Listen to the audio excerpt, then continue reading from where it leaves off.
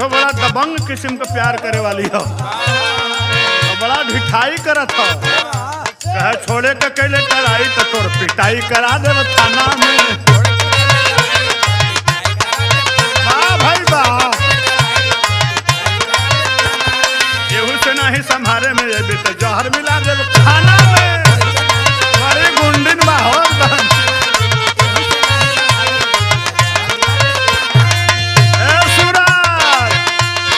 छोड़ के कैल तराई तो तोर पिटाई करा दे थाना में। एहू से नहीं संभारे में ये भी तो जहर मिला दे खाना में। इधर दुपट्टा लोरे से कहा तनी जोरे जोरे से आवक बेतरा घोड़े से बर्बादी बर्बादी होई शादी होई तोरे से।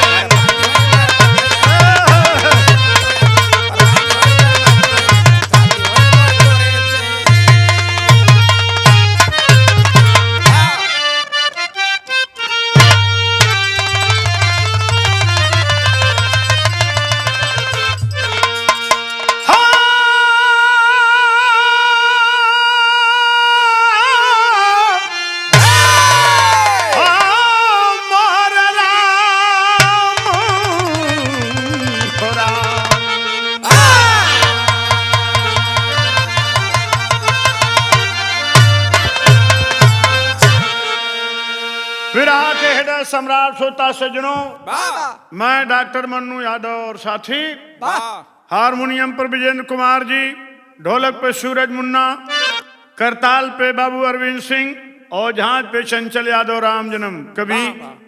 हिंदुस्तान की आवाम के बीच एक संदेश गूंजा है जिसे B.R. अम्बेडकर साहब ने दिया था। शिक्षा वह शेरनी का दूध है वीरेंद्र भैया, जो जितना पिएगा उतना दहाड़ेगा। इस शैक्षणिक परिवेश में रात दिन परिश्रम करने वाले होनहार नौनिहालों के सामने जब नीट का पेपर आउट हुआ 2026 का, जो ने परीक्षा के पास केले के बाद लड़का MBBS, BAMS, BHMS की डिग्री पाते हैं और डॉक्टर के वैसे ही भगवान कहल जाला। यहीं से मेरे इस विरह का शुरुआत है और भूमिका की 4 पंक्तियां कवि जी लिखे हैं। सर्वोपरि शिक्षा हो विश्व भर में, शिक्षा से खुलते हैं उन्नति के ताले।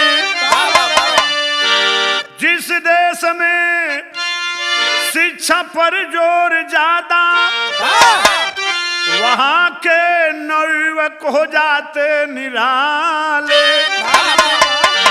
अफसोस भारत में शिक्षा की हालत दयनीय होती चली जा रही है। पेपर लीक पे छात्र करते प्रदर्शन, शासन सुने ना शर्म आ रही है।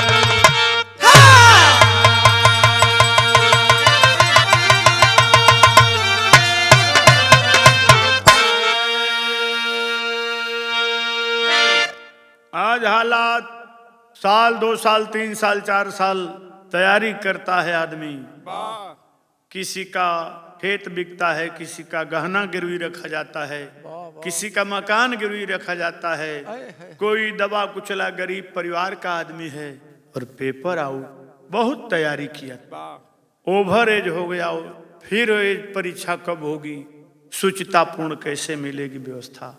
यह एक एक जन जन से जुड़ा रिश्ता है। 20, 22, 25 बच्चों ने आत्महत्या कर लिया, सुसाइड कर लिया। लगातार नीट का ही पेपर आउट, बाकी पेपर भी आउट होते हैं, लेकिन नीट का पेपर आउट होना इस देश के लिए, युवाओं के लिए एक बड़ी समस्या बन गई। इसे राजनीतिक चश्मे से न देखें, यह जन क्राइसिस का मुद्दा बन गया। तो आवाज देना पड़ा कवि जी को। क्या आवाज देना पड़ा बाबूजी? एक लाइन तर्ज के नमूना बा कि खिदमता खिदमता हर कब्र से निकली या मेरे हो रसूल अल्लाह।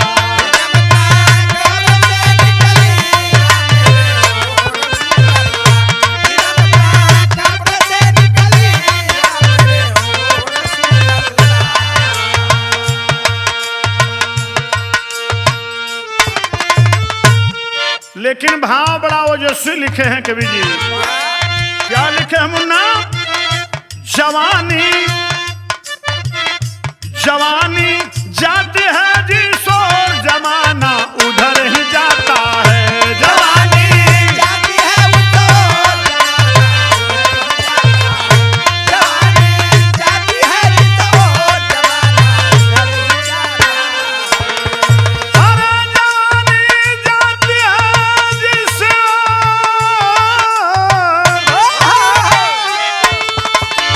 जमाना उधर ही जाता है, उधर ही जाता है।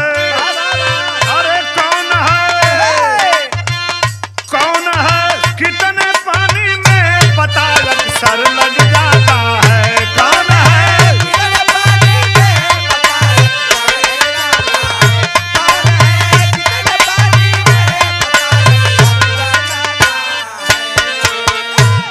जवानी जिस ओर जाती है जमाना उधर जाता है, बाबा और पता लग जाता है कौन कितना पानी में है।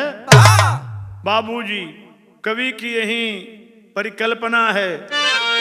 इस जमाने में तो नजम में प्रमाण दिया गया। अरे कोई मदारी कोई दर्शक नजर आता है। कोई जमाने का प्रदर्शक नजर आता है।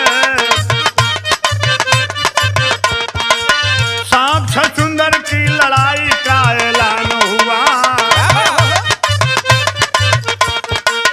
खेल जारी है मगर पूरा न अरमान हुआ।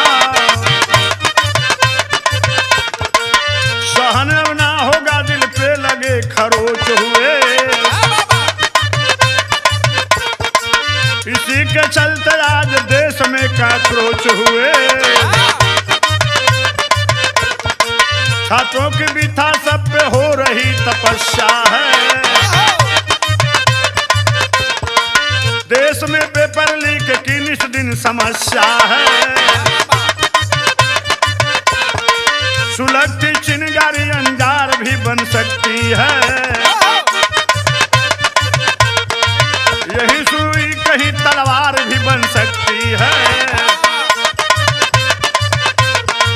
जंतर मंत्र पे छात्रों ने डेरा डाला है। अपनी मांगों के खातिर बना मतवाला है।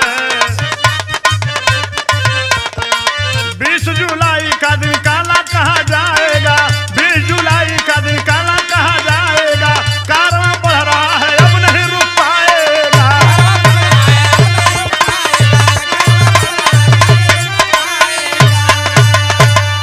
आए बाबू, जवानों की आवाज, छात्रों की आवाज, नौजवानों की आवाज, विश्वविद्यालय, कोचिंग संस्थान, गांव, खेत खलिहान, चारों तरफ से जब लगा कि इसमें कोई राजनीतिक दल शामिल नहीं है, यह एक युवाओं का आंदोलन है, तो युवा अपने हक के लिए बढ़िया से पढ़ाई करेंगे। IAS IPS होंगे, प्रोफेसर होंगे, MBBS होंगे, MD करेंगे, BMS करेंगे, BDS करेंगे, BHMS करेंगे। ये जो भगवान का रूप होता है डॉक्टर, डॉक्टरी की परीक्षा, यह तो यूनिवर्सल ट्रूथ है कि 90 बार नीट की परीक्षा सहित तमाम पेपर आउट हुए। और ये जनहित की आवाज बनती है तो छात्र अपने घरों से निकलने लगे। चौक लगा मुन्ना। सोचो युवा सब लाचार, पढ़ल लिखल बा बेकार। विरहा सुन रहे हिंद देश के निवासियों, जरा कलेजे पर हाथ रख करके बताना, आपके घर का बच्चा अगर नीट की तैयारी नहीं कर रहा है तो आपके रिश्तेदारी का होगा ना। आपके मामा का, आपके फूफा का, आपके चाचा का, आपके बहनोई का, भाई, आपके परिवार का, कहीं न कहीं एक एक व्यक्ति से जुड़ा यह नाता है। इसे बिला वजह किसी के कपारे पर मर देना उचित नहीं होगा। ए वसुधैव कुटुंबकम, प्राणियों में सद्भावना, विश्व का कल्याण, ये भारत की गंगा जमुनी संस्कृति है। तो नेताओं को छोड़िए, आम जनभाषा में जरा छात्रों की बात करिए। सोचा युवा सब लाचार पढ़ल लिखल बा बेकार। है वीरेंद्र भैया पेपर आउट बार बार घर छोड़ चले। लइको आज आगे ने बनारस हिंदू विश्वविद्यालय से, इलाहाबाद विश्वविद्यालय से, जवाहरलाल नेहरू विश्वविद्यालय, DU, आसाम यूनिवर्सिटी, जामिया मिलिया विश्वविद्यालय, वर्धा विश्वविद्यालय, देश के मोहनलाल चुखाड़िया विश्वविद्यालय, तमाम विश्वविद्यालयों से हर जात धर्म हर मजहब के युवा अपने हक हकूक के लिए चल दिए। कैसे चले? पेपर आउट बार बार घर छोड़ चले। और किस गुस्से में चले? हिंदुस्तान में राजनीति करने वाले लोग, democracy by the people for the people of the people, लोकतंत्र जनता के द्वारा जनता से जनता के लिए। और इतनी बड़ी घटना हो गई और सारे दल के नेता चुप हैं। केहू के फूटन लकार, राजनीति सब बेकार, खोज नवीन आधार घर छोड़। एक चिंगारी मिल गई जब भारत के बहुत बड़े न्यायविद ने कहा कि आजकल के बच्चे मोबाइल लेकर कांकरोच की भांति आ जाते हैं सड़कों पे। बोले नहीं जिम्मेदार कह करब गुहार, बोले नहीं जिम्मेदार कहाँ करब हम गुहार। अशिक्षा ही अधिकार घर छोड़, केवल शिक्षा ही हमारा अधिकार है। अरे उस गरीब की झोपड़ी में शिक्षा एक ऐसी संपत्ति है कि रातों रात किसी का बेटा IAS, IPS, प्रोफेसर, MBBS होता है, उसकी पूरी दुनिया बदल जाती है अरविंद बाबू। और दुनिया में कोई ऐसी दौलत नहीं है जो आपके अमूल चूल जीवन में परिवर्तन ला दे। कोई जिम्मेदारी नहीं ले रहा है, कोई कुछ कह नहीं रहा है, और शिक्षा ही हमारा अधिकार है, हथियार है। तो शिक्षा ही बा हथियार घर छोड़ चले। के नाम का सितारा वांगचुंग ने ललकारा, सत्याग्रह हमारा घर छोड़ चले। सत्याग्रह का शाब्दिक अर्थ है सत्य के साथ आग्रह।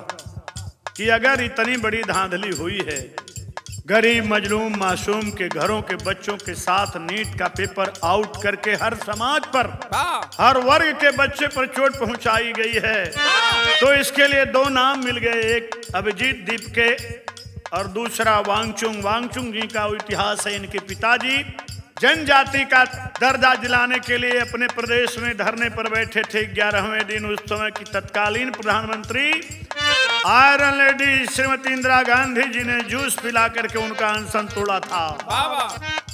इतिहास हमें इतिहास के आईने का संदेश देता है। हम कुछ भी कह करके देखने बाहर निकल जाएं, पब्लिक है सब जानती है। बहरहाल हम अपने विधायक की ओर चलते हैं। कहें सत्याग्रह हमारा घर छोड़ चले। ये लड़का कह रहा है कि मेरा सत्याग्रह है, और एक माँ अपने दो मासूम बच्चों को लेकर के जाती है और देखती है कि पुलिस वाला लाठी भांज रहा है। कहता है ये मेरे दोनों बच्चे हैं, लो हमारे दोनों बच्चों को मार डालो। ना मेरे बच्चे रहेंगे और ना आपकी बात सुनेंगे, मैं भी मरने के लिए तैयार हूं। एक पत्रकार पूछ रहा है कि आप तो बुजुर्ग हैं, आप क्यों चले आए? क्या मैं अपने होने वाले भारत के भविष्य के निर्माण में जो खामियां हो रही हैं उसका निर्माण पुख्ता हो, इसके लिए चला आया। तो दीप के नाम का सितारा वांगचुंग ने ललक, सत्याग्रह हमारा घर छोड़। सुनो मेरे सरकार, सुनो मेरे सरकार, आगरा छात्रों का पुकार, जंतर मंतर में मझार घर छोड़ चले। जंतर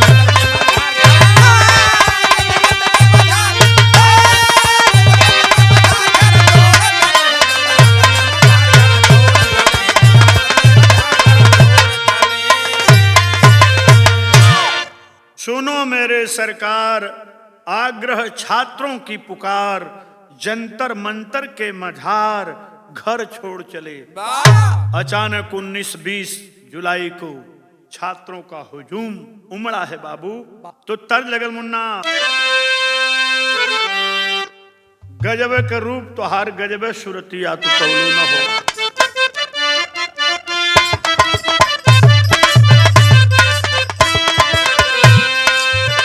बड़ी ही द्वित अपने समय का कोनो नारी के सुंदर रूप का वर्णन हो सूरज मुन्ना।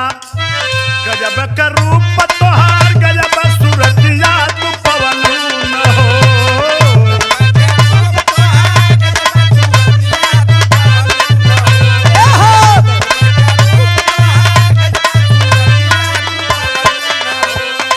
गजब के रूप तोहार गजब सूरतिया तू पवलू न गोरी हमके दीवाना बनवलू न हो।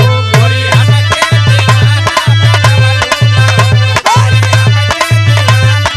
गजब का भीड़ देखी गजब का जो सवा जवनिया न हो। गजब का देखी गजब का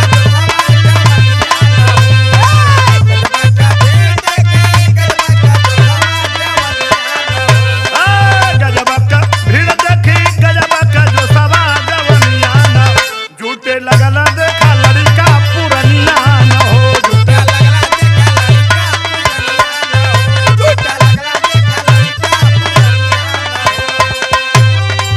गजब की भीड़ जंतर मंतर पर आने लगी है। छात्र भी अपना घर छोड़कर चले तो बुजुर्ग भी चल दिए, कुछ लोग मासूम बच्चों को लेकर चल दिए। और उसी बीच पुलिस ने बर्बरतापूर्व कार्रवाई कर दिया और पुलिस के नाम पर कुछ लोग शर्ट का बटन खुला, हाथ में डंडा लिया, सिविल के रूप में लाठियां भाजना शुरू कर दिए। जब शांतिपूर्ण धरना चल रहा है, कोई वायलेंस नहीं है, तो इसे बदनाम कैसे किया जाए।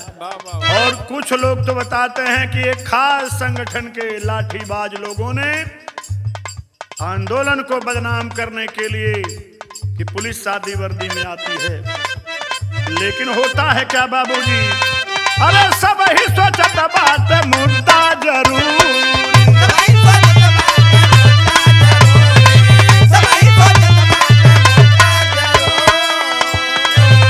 अरे पेपर आउट से टूटल आस पूरी।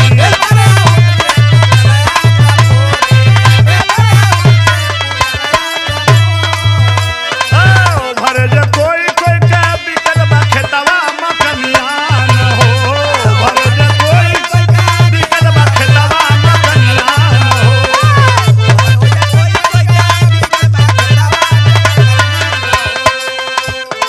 ओ भरे जे कोई कोई के बिकल बा खेतवा मकनिया न झूठे लगला देखा लड़का पुरनिया न हो।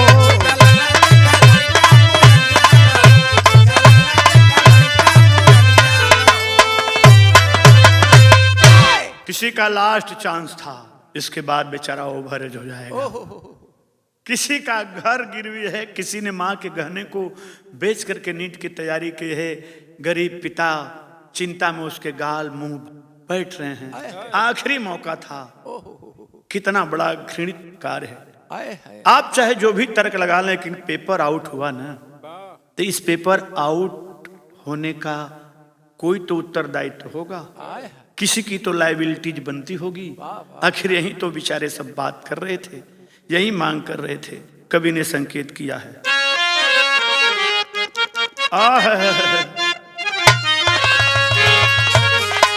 लगातार धरना प्रदर्शन दे रहे वांगचुंग साहब और उनके साथ दीप के और 3-4 छात्र छात्राएं, और अभी तक भीड़ चरमरा रही है।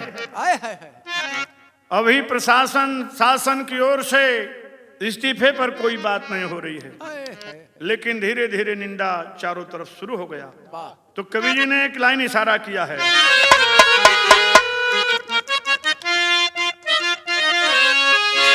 अरे तर नरियरवा कबारी ऊपर शाम गुनु गुनु। तर से बढ़िया हमारे बिरहा में भाव बा का होल भैया। अरे हो रही है देश भर में निंदा, अरे हो रही है देश भर में निंदा, मगर शर्मिंदा न शासन।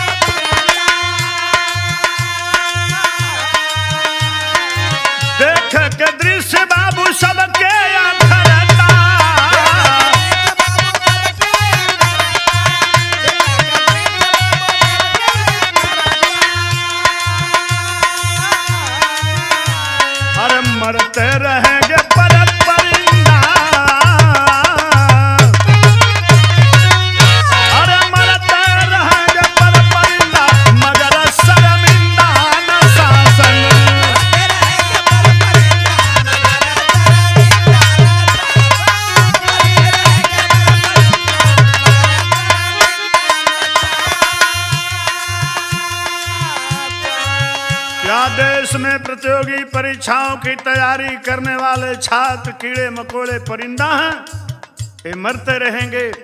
कोई विचार करने के लिए, कोई वार्ता करने के लिए तैयार नहीं हो रहा है। बाबूजी, लोक कल्याणकारी जनहित का शासन,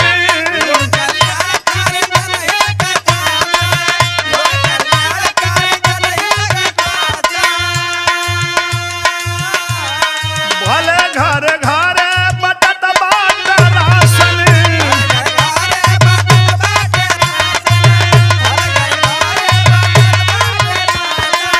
केतनो राशन पहुंचाला, लेकिन शिक्षा कर सबके जिंदा, मगर शर्मिंदा न शासन।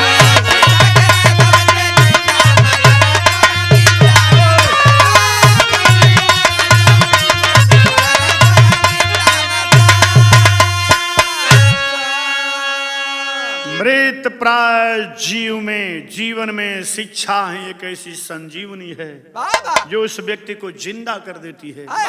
और इसी शिक्षा के स्तर पर इस तरह का कलंक पूरे वैश्विक तरह पर जब बात आगे बढ़ती है बाबूजी, कवि जी इशारा करते हैं,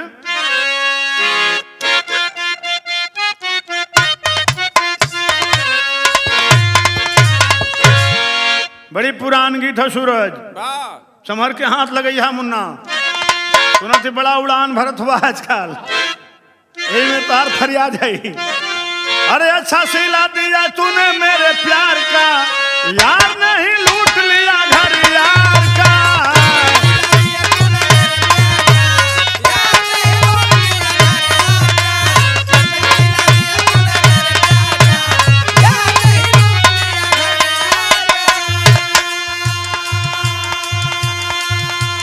बस निकल गए हुआ, ज्यादा उड़ान मत भरिया, तैयारी है मेरा। बहुत सही सुंदर लाल, ऐलान क्या हो गया बाबूजी, सीजेपी के साथ में विपक्ष आ गया, सीजेपी के साथ में विपक्ष आ गया, साथ देने के लिए प्रतिपक्ष आ गया, साथ देने के लिए प्रतिपक्ष आ गया।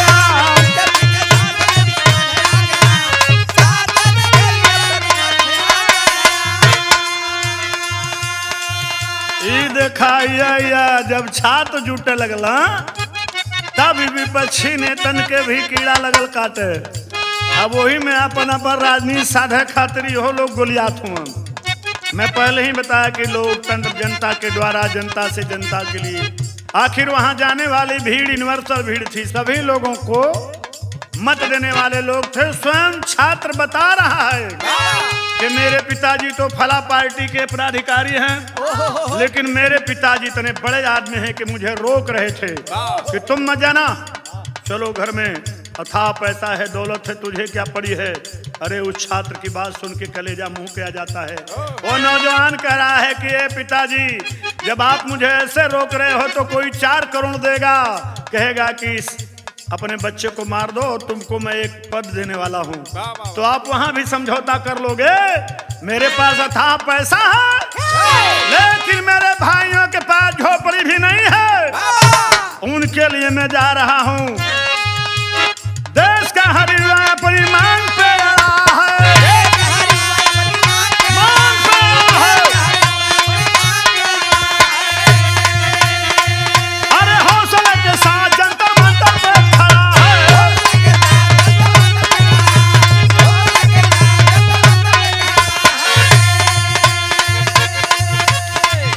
नौजवान साथी, आवाज दे करके नौजवान चल रहे हैं, तो संविधान प्रेमी प्रत्यक्ष आ गया, संविधान प्रेमी प्रत्यक्ष आ गया, साथ देने के लिए विपक्ष आ गया।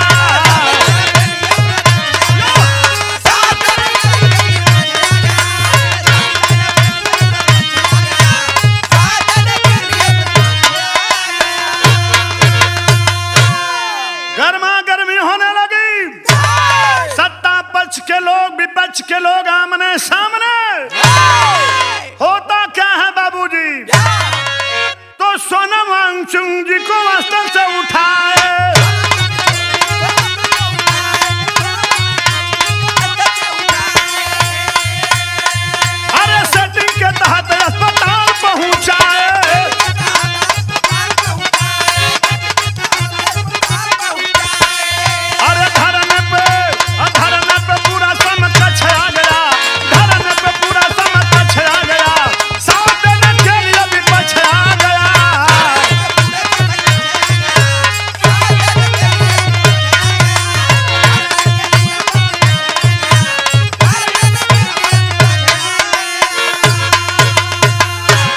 18 जुलाई को सुबह तड़के हालत बिगड़ती रही और वांगचुंग साहब को सिविल ड्रेस में धकियाते हुए चल बे उठ ऐसे कहते हुए मीडिया, समाचार, इलेक्ट्रॉनिक मीडिया तमाम जगहों पे, यूट्यूब पे सारी खबरें प्रसारित हुई। एक गांधीवादी तरीके से बैठे व्यक्ति को, जो लोकतंत्र में अभिव्यक्ति की आजादी, जो अपनी स्वतंत्रता है, वो कुछ नहीं कर रहा है, न तोड़फोड़ कर रहा है, न उसके लोग कुछ कर रहे हैं, इस तरीके से घसीटते हुए, सफेद चादर में लपेटते हुए अपनी योजना के मुताबिक अस्पताल में ले जाया गया। तो मरवाहात होते हुए कवि की कलम बिरहा में शैली की लाइन लिखती है,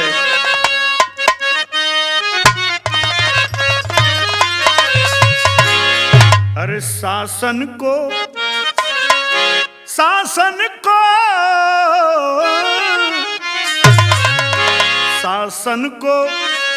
खुद ही झुकना चाहिए, युवा नहीं झुकेंगे कुछ भी करे प्रशासन, शासन को कुछ भी झुकना चाहिए।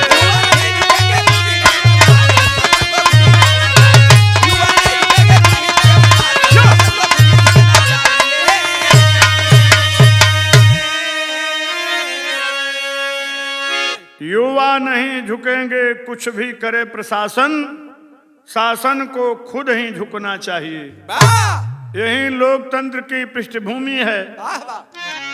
और भारत के आजादी के इतने वर्षों में हर बार जो घर का मुखिया होता है, घर के नाराज लोगों से अपना संबंध स्थापित करने के लिए बात करता है, उनकी तकलीफ को पूछता है और उनकी तकलीफों को दूर करके फिर उन्हें परिवार में समाहित कर लेता है, जैसा कि हर ऐतिहासिक क्षणों में देखा गया है।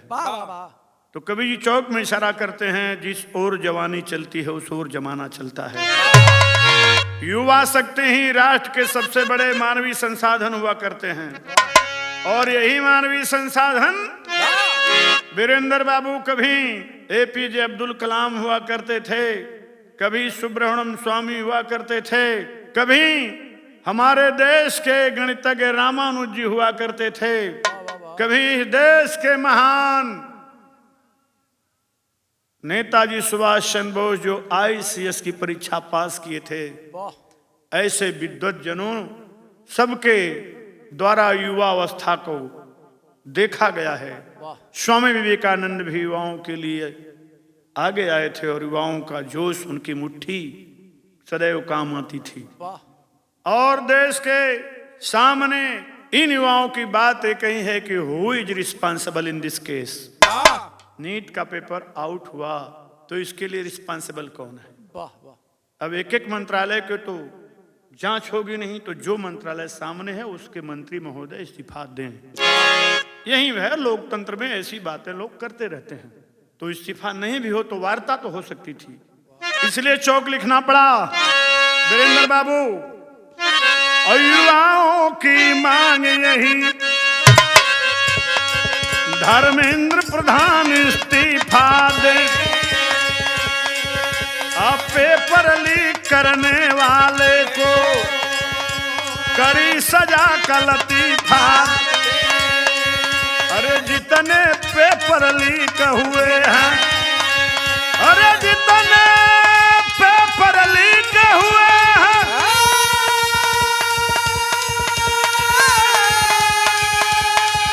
अरे सबका उचित वजीफा दे। अरे शिक्षा नीति में परिवर्तन हो, शिक्षा नीति में परिवर्तन हो, सांत्वना में खलीफा दे, सांत्वना सही।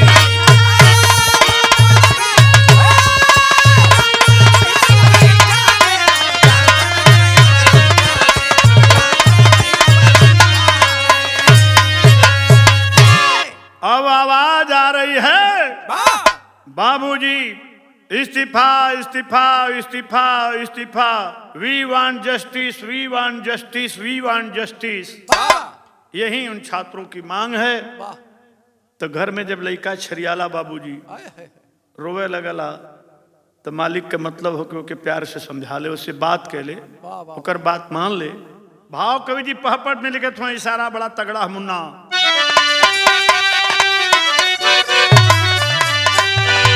इधर विपक्ष के लोग किए क्या?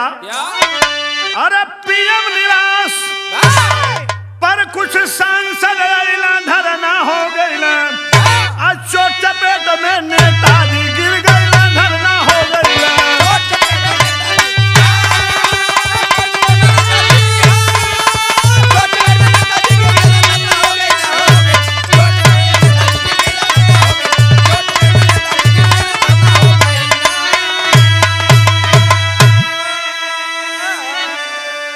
सबसे बेहद चिंताजनक बात यह है कि चोट चपेट में नेताजी को लग गया, नाक से खून आ रहा था, डिम्पल यादव जी को भी कलाई में चोट लग गई, लेकिन उस मासूम बच्ची को पुलिस का पुरुष कांस्टेबल पीछे से डंडे से उसे ढकेल रहा है। यह घृणित कृत्य है। यत्र नार्यस्त पूज्यन्ते रमन्ते तत्र देवता।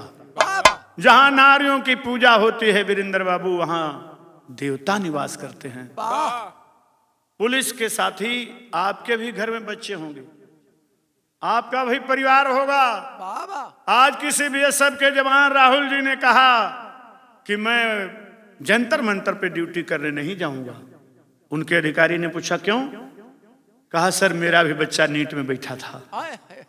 कुछ लोग साहस कर रहे हैं, कुछ लोग साहस नहीं कर रहे हैं। यही है संविधान के दायरे में काम नहीं हो रहा है, तो इसी को कहते हैं संविधान को तोड़ना। अगर प्रदर्शनकारी वहां तोड़ फोड़ करते, अफरा तफरी करते, तब लाठीचार्ज करवाना उचित था, लेकिन शांतिपूर्ण ढंग से सत्याग्रह, गांधीवादी तरीके से सत्याग्रहियों पर भर लाठीचार्ज, यह लोकतंत्र की पृष्ठभूमि में बिल्कुल लोक कल्याणकारी शासन का परिचय नहीं हो सकता। लिखे हैं कवि जी, कुछ सांसद लोग यह दलील देते हुए माननीय प्रधानमंत्री के निवास के सामने बैठ गए कि अगर सरकार बात कर लेती तो हमें पीएम आवास पर जाने की जरूरत ही न पड़ती। तो राहुल, अखिलेश, संजय सिंह गुस्साए कि बहन बेटियों पर क्यों लाठी बरसाए। अरे नोचा नोची पुलिस करे ना, वरना धरना हो गईले। अब मुंह बांध के चले नहीं सब, धरना धरना हो गईले। मुंह बांध के चले नहीं सब।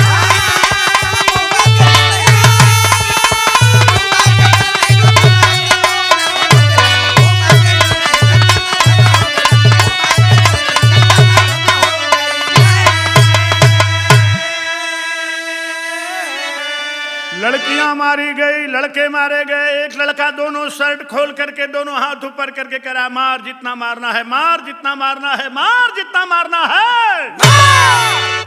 चारों तरफ शांतिपूर्ण धरने को अफरा तफरी में बदलने की कोशिश की गई, लेकिन 20 जुलाई को और भीड़, आक्रोशित भीड़, 21 को भी भीड़, लगातार भीड़। हम लोग बिरहा रिकॉर्ड करा रहे हैं किरण म्यूजिक के लिए, और अभी भी भीड़ और तमाम बातें आ रही हैं। बड़े बुजुर्ग सभी जुट रहे हैं, और उसी में एक दो लोग जबरदस्ती भी कुछ कुतर्क करने वाले आ रहे हैं, जिन्हें शर्मिंदा होकर लौटना पड़ रहा है। जो है उनसे सवाल किया गया कि आपके घर का बच्चा प्रतियोगी परीक्षा में बैठता है कि नहीं, नीट में बैठा है कि नहीं। कहा आपके रिश्तेदार का तो चुप, कोई ना कोई तो जरूर होता होगा। हर व्यक्ति हाई स्कूल इंटर पास करने के बाद उसकी ख्वाहिशें होती हैं। बायोलॉजी से पढ़ रहा है तो एमबीबीएस बनने की, मैथमेटिक्स से पढ़ रहा है तो इंजीनियर बनने की, कॉमर्स से पढ़ रहा है तो सीए चार्टर्ड अकाउंटेंट बनने की, और आर्ट्स के सब्जेक्ट से पढ़ रहा है तो आईएएस, आईपीएस, आईएफएस, आईआरएस बनने की। जिस देश की शिक्षा व्यवस्था जितनी उम्दा होगी, वह राष्ट्र उतना ही जल्दी विकसित राष्ट्र बनेगा। तो आल्हा में कवि जी प्रमाण लिखे हैं,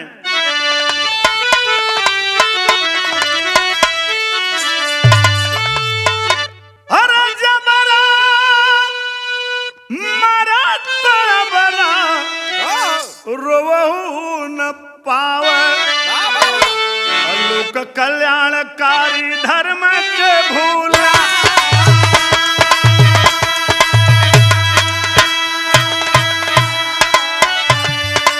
वीरेंद्र भैया गांव में पुरनिया कले में कि जबरा मारा रोवा न दे, हमारा भी तो है रोवा भी न दे। और लोक कल्याणकारी धर्म के भूला।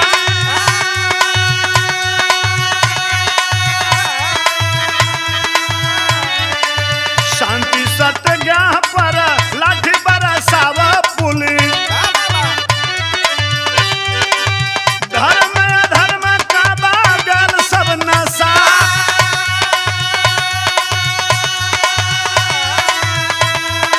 छात्र नौजवान युवा मोर्चा बनावा रोजी। मीडिया था रोज रोज बढ़ल बा।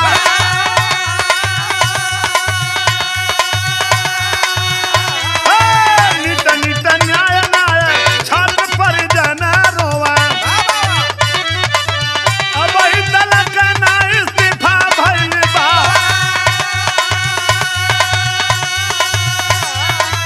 सबही के शिक्षा चिकित्सा बा जरूरी भैया। राष्ट्रीय मुद्दा बनल रोज रोज बाबूजा। चर्चाई है बाका है मुहा बांध लाठी भाजल।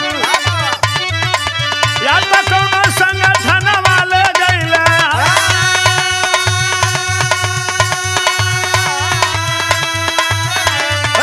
लठिया चलावा जब पुलिस के जवानवा हवा।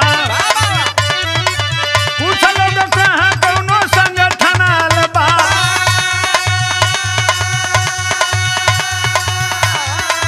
पुरुष पुलिस लड़कियन के कहे मारा बाबू। अरे कानून संविधान ही है बा।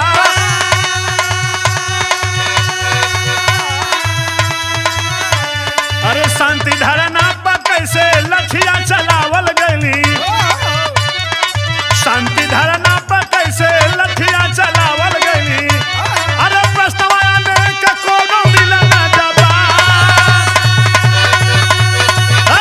हथवा में लछा और लाठी डाले लोगी। अरे दढ़िया बढ़ा के गइल पुलिस कवना। अरे नेम प्लेट नहीं लगा फर्जी जवानवा कौनो। अरे देशवा में यह देखा चर्चा बा सुना। पुलिस बा नहीं बाटे आगे का बटन खुलल। अरे तरह तरह के लोग जुटे ले लगा।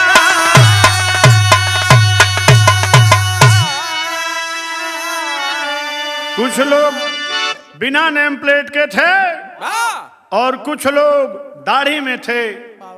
कुछ ही लोगों के सामने कुछ ऐसे सवाल तैर रहे हैं।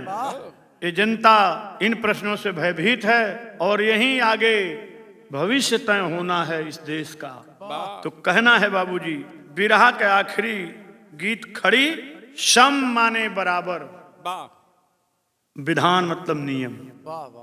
संविधान सबके लिए बराबर का विधान। अरे वाह। और सबके लिए जब बराबर का विधान है कि महिला अगर है तो उसे महिला पुलिस ही पकड़ेगी। तो ये पुरुष बच्चियों के साथ जो जाति कर रही है, यह घृणित कार्य भारत के बाहर विदेशों में भी यह चर्चा हो रही है। कुल मिलाकर हालात बहुत ही विषम परिस्थितियों की ओर जा रहे हैं। इसलिए संदेश है क्या जनता के द्वारा ही सब कुछ है और संविधान के दायरे में रहकर सभी को कार्य करना जरूरी है। इसलिए राष्ट्र हित में एक लाइन कवि जी लिखते हैं। क्या लिखते हैं लाल खड़ी में?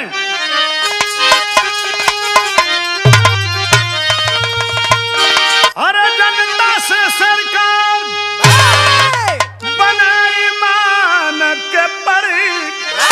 अरे जान के परी तो चली है देश संविधान मान के परी।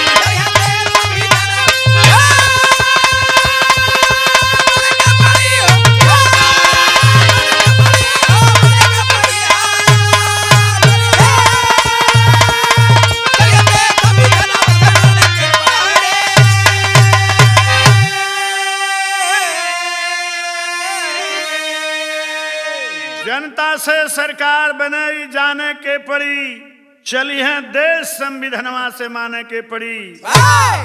ओ अमेरिका के अब्राहम लिंकन पहले श्वेत राष्ट्रपति, जहां श्वेत साम्राज्य था, उन्होंने अपनी कलम से लिखा democracy, by the people, for the people, of the people.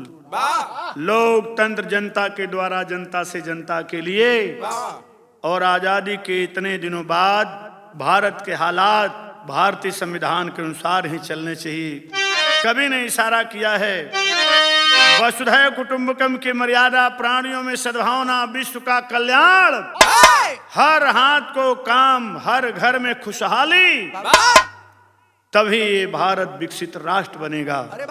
कहना है कि जंतर मंतर से धरना गए सैकड़ों शहर भाई, अरे फैलल पूरे देश शहर में थर्राई, कुंभकर्णी अरे नींद तोड़ के छोड़ा है करी, चल है देश संविधानवा से माने के पड़ी।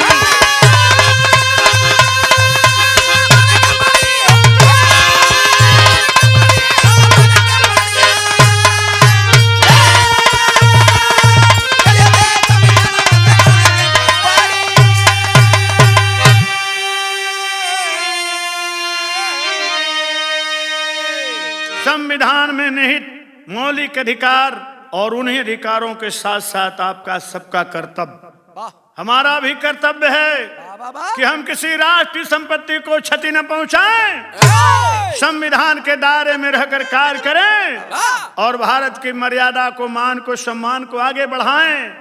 तो यही तो सवाल है कि जब वहां शांतिपूर्ण धरना हो रहा था तो अचानक उस धरने के बीच में लाठी बाज लोग कैसे चले आए, लाठियां क्यों चलाई गई, तमाम फुटेज, तमाम सीसीटीवी कैमरे, तमाम लोग इस तरह से घुसते हैं जो किसी अच्छे और विश्व के सबसे सुंदर लोकतंत्र के लिए ठीक नहीं है।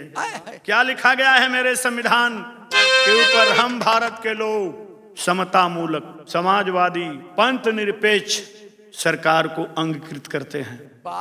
ये प्रस्तावना के शब्द समता, एकता के साथ जुड़ा अखंडता, समाजवादी, समाजवादी का मतलब समाज में सबको बराबरी का दर्जा, इसलिए लिखा गया है कि सत्य में हो जाते संविधान सुंदर भाई, अब बाबा साहब का सपना ले भाया अपनाई।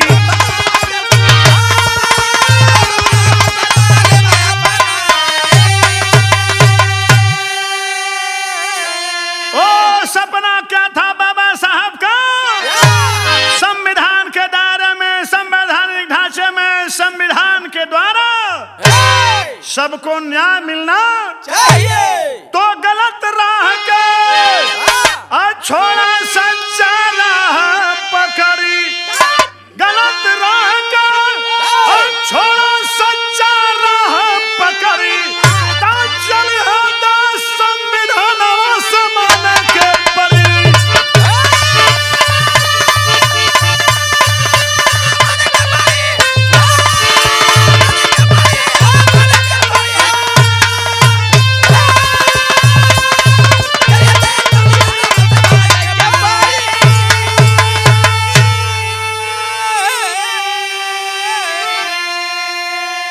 गलत राह के छोड़ा सच्चा राह पकड़ी, चली है देश संविधानवा से माने के पड़ी। मेरी गीत यहीं पे समाप्त होती है। मेरे बातों से, मेरे तथ्यों से जिन किसी सज्जन को कहीं भी ठेस पहुंची होगी मुझे क्षमा करिएगा।